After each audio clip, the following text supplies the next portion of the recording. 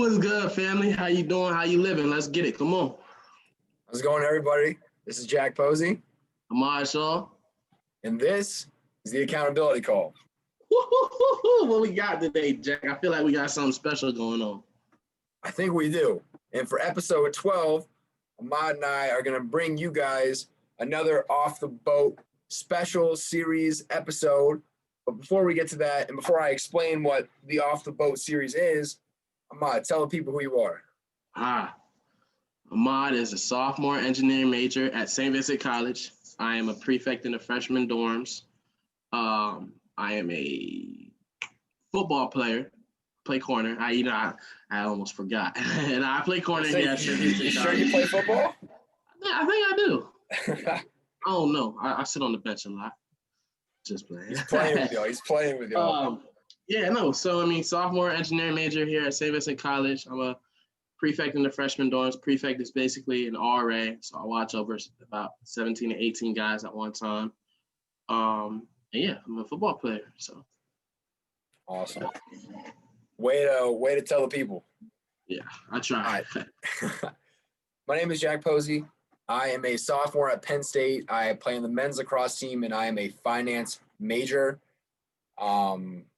Something cool about me, I'm a defenseman, and I love to read. And the current book, for anybody who's watching this, who wants to start reading, already reads, wants a new recommendation. Oh, we getting the books? Hold on. Oh, whoa. You want me to go grab the book now? I mean, if you want it with the book, you can get it with the book.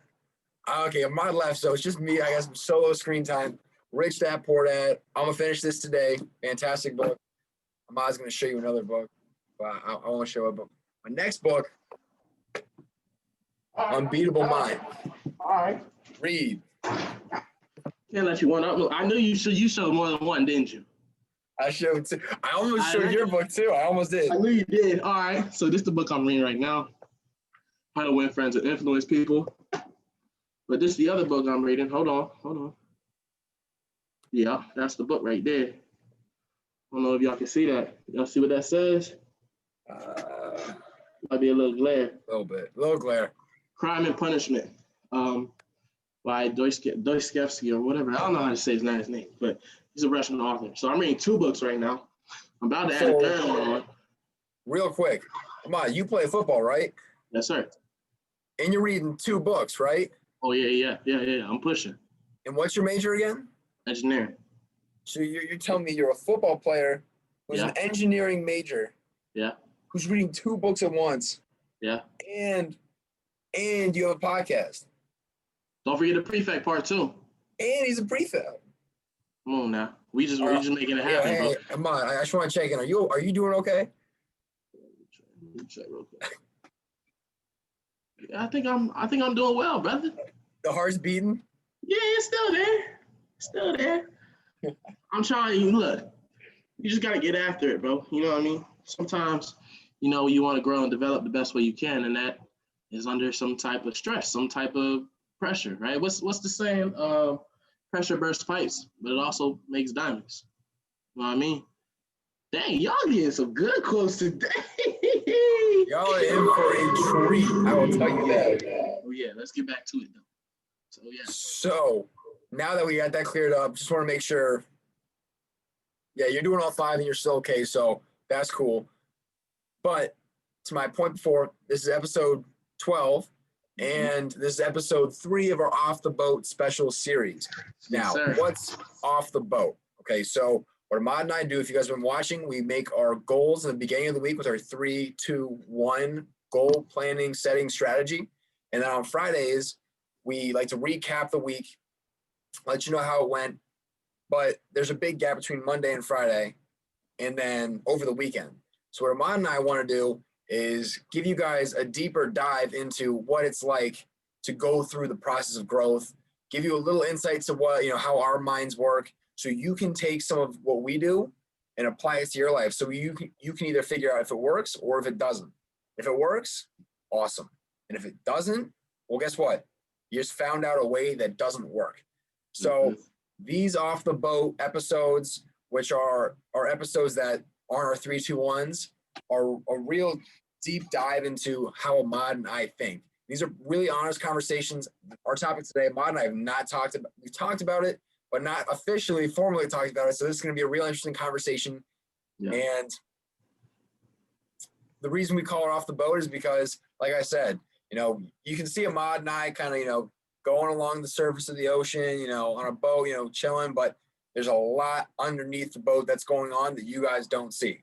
So we're giving you guys a dive into the ocean to see what's kind of going on behind the scenes. So without further ado, Ahmad, tell the people what we're talking about today. All right. And this is something that can transfer from whether you're a 3-year-old kid to a 65-year-old woman or whatever. Like, it transfers everywhere and anywhere. It's dealing with adversity, right? How do you deal with adversity, right? And specifically what we're going to be talking about is for those student athletes that are, they come from a small school, but they're the big name athlete, right? They're the big fish in the small pond, right? So how do you deal with coming from that big fish, small pond mentality to now you're a big pond, small fish, right? So how do you deal with that? We're going to be talking about that. And also, how do you handle losses, right? Because that's something that, you're not really taught as far as from a student athlete perspective. You're not really taught how to handle losses. You always say, oh, you'll get at it next time, you get the next one. But it's deeper than just that, right? It's deeper than how your coach might say, oh, next time. No, you have to understand how you got to talk to yourself coming into the next one so you can prepare yourself to be better than the last one. So that's what we're going to talk about. So matter of fact, let's just jump right into it, bro. I'm not even going, let's go. So transition from big fish, small pond to small fish, big pond. So so Jack, I know, high school is not as big as Penn State. Hold on, I'm repping the high school right now. I totally didn't even think about it. I just threw the shirt on. Let's go. So high school is not as big as Penn State, right? No. So let's be honest. Let's be honest, right? High school, you was probably better known rather than in Penn State. Like, you knew more people as far as your circle, right? Sure. So for some of the struggling athletes, right? Explain to them how you transitioned from high school to college. And mind you go to Penn State. That's a big school, right? So how did you transition to, maybe all of the eyes might have been on you in high school, right? The focus might have been all Jack, but you get to college, it's like nobody watching me. Like, how did you handle that? Bro, honestly, for me, that was probably the biggest breath of fresh air. So now look, whether you're the man at your high school, the girl, the woman at your high school, whether you're the best athlete, whether you're the best at anything in high school or not, it doesn't matter, right? We're all, in our own sense, the stars of our life, right? We're all the main character in our lives. And you go from, transitioning from one place to another. And everyone, when you go from high school, everybody. At least in my high school, we knew everybody, right? Or a lot of people. I couldn't tell you more than, probably 100 kids in my class what their names are. I got a lot of people in my class here at Penn State in my grade. But going back to your question, how do I go from, being that guy in high school to transition to college and just being another kid on the team? Well, for me, probably the biggest thing, making that transition from a big fish in a small pond to a small fish in a big pond, I found myself doing two things. The first, I'd say, I really started to hone in on my craft, right? The second I got to practice, you realize real quick, the stuff, sorry about that, everybody. Yeah. The stuff that worked in high school isn't going to work in college. And probably one of the best quotes, I don't know who said it. I believe it was a lineman in the NFL. But pretty much this concept was what works for you in high school is not going to work for you in college. And what worked for you in college isn't going to work in the NFL, in his example. That was pretty much it, saying you have to level up your preparation for each time you take a new step. Yeah. What I thought was doing the most in high school is literally doing the bare minimum in college. Sure. And what doing the most in college, I'm pretty sure is probably going to be the bare minimum at the next level. But I'm not there, so I don't know that. But pretty much what I realized is I had to ramp everything up. If I wanted to get that recognition again, if I wanted to get back in that spotlight. And if I want to get there, still not there, still trying to get there, I need to learn how to get my preparation from what it was in high school up to that new level. Yeah. My freshman year and up until this point, my sophomore year, it's really been a process of figuring out what I have to do and what's expected of me, and then also what's not expected of me that I can do to kind of get myself, progressing and to get myself better, whether that be staying after practice, doing stick work, or going for extra runs on myself, or if you watch our 3-2-1s, hitting core and control, hitting my yoga, doing my stretching, all that kind of stuff. And even we're like focusing on diet. So really for me, probably the biggest thing has been since high school coming here, Penn State's like 40, 50,000 kids. Like I realized like I am not as important, right? Like there are a lot of people out there and like I'm not like the guy, right? But to me, that's been awesome. Just kind of like taking that step back. It's been humbling. And it's really kind of like made me reflect on what I need to work on. Yeah. So gotcha. Probably the biggest thing for me is, like I said, pretty much when that spotlight's off, and you're out working all by yourself, it really comes down to like two things. That's how bad do you really want to do it? And if you can answer that and it's all you want to do and that's what your goal is and you're trying to get that done, then it's, well, how am I going to do it? And for me, I always knew that this is what I wanted to do, right? And now it's, how can I get better at it? So really, I've seen it as more of a positive just because I've had honestly, so much less people kind of looking at me expecting things, and I can just go dig in deep, work on my craft and figure out what works for me. Yeah. And I love how you say that, because you said two things that I love. You said, one, it was a time for you to hone in on your skills and your craft, right? But also, you mentioned how, your freshman and sophomore year in high school was that time for you to find out what you had to do. Now that you know what you have to do, now your junior and senior year is finding out, like, how to do it. So now that you know what you have to do, now that you know how to do it, once you get to college, it's all about doing it. Right? It's all about executing it and putting it into motion. And I love how you said that, because I feel like that's what separates, college athletes and high school athletes, right? It's the follow through. Right? And I think that's something big. So if you're for all the viewers, if you're somebody that, you feel like you're stuck in a rock and a hard place, right? Between your sport, between, your schooling or whatever, you already know the answer. You already know what you got to do. It's just about the follow through, right? So then that brings up another question I got for you, Jack, right? How do I like follow through? Like, how do I do that? That's a great question. And mastering the art of the follow through, if you can do that, if you all viewers can do that, it's done. Yeah. Right. If you can learn how to follow through, like that is probably one of the most important skills in life. And something that I've done to get better at it is probably, I'd say, two things. I talk to you, Ahmad.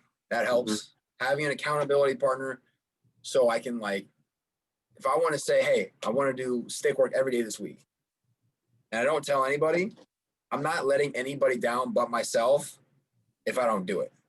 But if I tell Ahmad I want to do stick work every day, which I did in my 3-2-1, working on, if I don't do it, I'm not only letting myself down, but I'm letting Ahmad down, because I told him I would. I told him I'd follow through. And if being a man or a woman of your word means anything to you, when I tell someone I'm going to do something and I don't, that's going to hurt me. Yeah. And once you get other people involved like that, it just gives you more motivation, more pressure to get it done. And that's like a good pressure. Like Ahmad said earlier, that's a good stress. Yeah. So that's probably the first. Go ahead, my bad. No. Let's see what you got to say. So you would say the way to follow through is to be a man or woman of your word, right? And you say you're gonna do something, do it. Exactly. Yeah. I like that. I like how you said that. So now keep going though. I was just say the second thing that I've done that's really helped me. I got a calendar last year, my freshman year of college, and I was like, you know what? Yeah, and it's sitting right there on my desk. I'll show you. Right there. There's my Uh-huh. on my calendar, everything I have to do for the day, I'll just write out real quick. And for me, at least, I like just crossing the things off, seeing it and getting it done. So writing down what I need to do and talking to you, Ahmad, and telling you what I have to get done are two ways that's really helped me master the art of the follow. Nice. And I'm not Nice. there yet, but I'm working on it. Working on that. Hey, look, it's always better to take a step than not take a step. You know what I mean? So, next question that I got for you, and this is probably the biggest questions that student athletes may have, right? And I feel like personally, this is something that you never really taught how to handle it. You're always told how to handle it, right? You're always told, hey, keep your head up, go shake their hand and get off the field, work harder, right? It's always work harder next time, right? So the question is, how do you handle losses?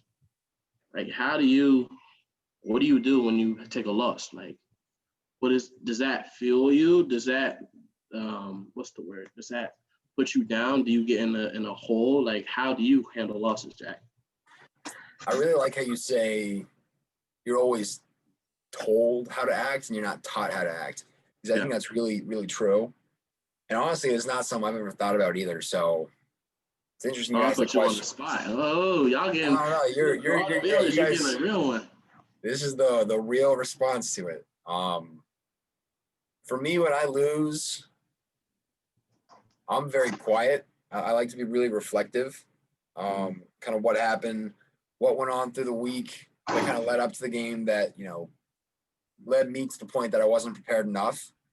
And I mean, I think this is really cool. And something you guys will notice is success is something that's so, how do I put this? Success is so universal. Like, the way it works for like one thing is literally the same way it works for something else. Like, if I'm talking about how can I successfully lose versus how can I successfully achieve my goals, it's literally the same thing. Mm-hmm. So the way I see it, like if I want to successfully lose, which is a weird way to think about it, but I guess, look, if you lose and you get down on yourself and you kind of repeat that same week and you lose again, that's the definition of insanity, right? So if you want to successfully lose so you don't lose again, it's more of like what I do is I get, like I said, real quiet, real reflective. I think back to that week, what could have gone wrong? Mm-hmm. I pick all the things that went well. I pick all the things that I could have done better on. And then for the next week, like let's say the next game, I approach it differently. Or like the next week of practice, I'm going to approach it differently. Like let's say my body wasn't feeling great. Then I didn't perform as well and I lost. Yeah. Okay, well, did I stretch? Did I get sleep? Did I drink enough? Did I eat all the food I needed to be eating? Mm-hmm. So what you're going to see is there's patterns to success. And it kind of goes to everything. And I think it's really important to be able to successfully lose. Because if you can lose and be successful in that process, to me at least, it just kind of it sets you up for a win in the next week. Yeah. But let's hear from you. Come on, let's hear from you. How do you react to a loss? What happens for you? How do I react to a loss? I would say first thing, the reflective side of it is first things first, right? You have to almost not like what I like to think about is I don't like to reflect while I'm emotional, right? So I will wait. Oh, that's a great point. Keep going. That's a great point. So I will wait a little bit to where I can like take myself out of my body and look at it objectively, right? And I'll look at that, said game objectively, and then I'll look at the week before the game, right? And figure out where did I go wrong? What did I need in the game that I didn't practice in practice? You know what I'm saying? So what did I need? What skill set did I need in that game that I didn't practice in the week, right? So that's part of the reflection piece. Now, the part where you actually have to implant that reflection, like you have to actually work on that. That's the tough piece, right? Because, not only are you, okay, you just lost. So now coach is in your head, right? Now you're in your head, your teammates is in your head. Maybe your classmates like, oh man, you guys lose every week, man. Like, what's going on, right? Not only do you have to handle that, but you also have to handle your own pressure. And for me personally, I always hold myself up to the highest, level of accountability, the highest level of success, right? And it's hard. It's hard to, be reasonable sometimes, right? You got to understand that you have to be reasonable with your success. Like you can't expect to go out and win all the time if you're not practicing like a winner, right? You can't, like, that's not reasonable, right? So handling a loss with me, it's reflection, and then it's the actual part to where I input that reflection into the week, right? It's the okay, I watched this film and I stepped left instead of stepping right. So come practice, I'm gonna put this foot in the ground and I am not gonna move this foot. I am not coach, I am not moving this foot, and I'm gonna move this foot first. And that's what it is, right? You have to be able to make those adjustments by your own. Like a lot of the things come, college athletes, right? A lot of the adjustments that you have to make are going to be on your own, right? Because that's just the accountability piece of it. That's the ownership piece of it, right? So how do I handle a loss? It's kind of how I handle a loss. Now, me dealing with adversity, right? And this goes into my PS quote for y'all that we got here shortly. Dealing with adversity is like, you got to understand that things happen for a reason, right? And the man above he's doing things for a reason. You might not see it right now, but eventually you'll look back on it and be like, yeah, I was meant to do that. I wasn't meant to be there. I was meant to do this, and this, right? So I always like to think, it might not be part of my plan, but it's part of God's plan, right? And that adversity is here for a reason. So let's learn from it, right? Let's learn from that adversity. Okay, what is this lesson trying to teach me? Like, and it takes a minute where you have to really sit back and reflect, because it's not easy. Like those lessons that you learn, I'm sure you've learned some lessons the hard way. Like there's no, hey, a little bit. Yeah, it sucks. Like that's just what it is. Growth is not comfortable, right? But you have to take yourself out of that comfort. Yo. Your audio is kind of cutting out. You hear me? Yeah, now I can. Okay. You have to take yourself out of that comfort and think, like, what can I really learn from this situation? Like, is this person somebody that I should be hanging around with, or should I be working harder on the field, or harder in the classroom, or doing something differently? There's a quote. Man, I'm giving y'all some quotes today. There's a quote. And correct me if I'm wrong, Jack. I believe you know this quote. Elite athletes don't do it better; they do it different. Shout out, Coach.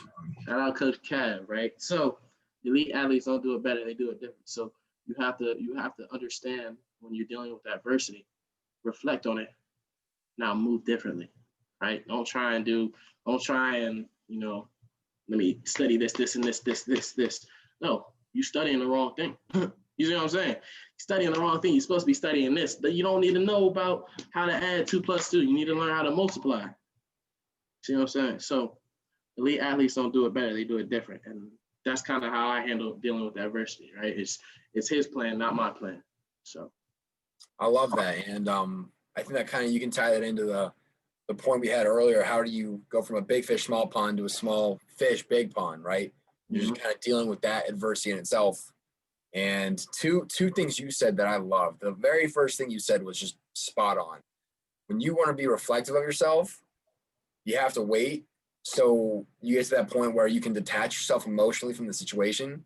Yeah. Because it's like, if you guys have ever heard this rule, and this is a great rule for Ahmad, myself, and all the viewers, if you're ever angry and you're going to send an email, you're going to send a text, wait 24 hours. Like that is a great rule. Great rule.